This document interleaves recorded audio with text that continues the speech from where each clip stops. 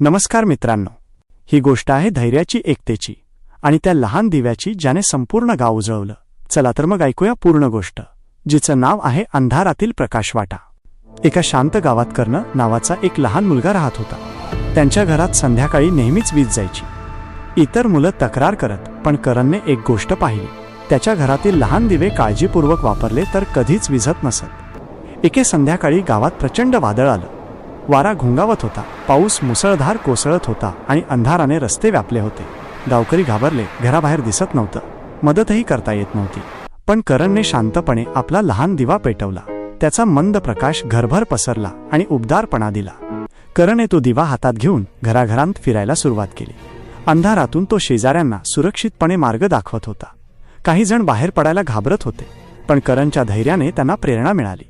हळूहळू इतरांनीही दिवे पेटवले आणि एकमेकांना मदत करायला सुरुवात केली. वादळ शमल्यानंतर संपूर्ण गाव सुरक्षित होतं आणि लोक एकत्र आले होते.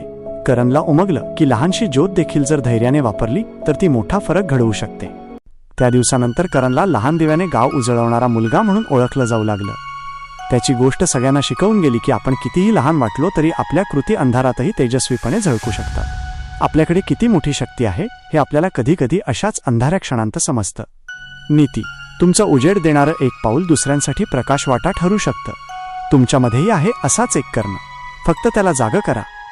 जर ही गोष्ट तुमच्या मनाला स्पर्शून गेली असेल तर लाईक करा, शेअर करा आणि अशाच आणखी प्रेरणादायी गोष्टींसाठी आपल्या लिटल वंडर्स या चॅनलला सबस्क्राईब करा. भेटूया पुढच्या गोष्टीत. धन्यवाद.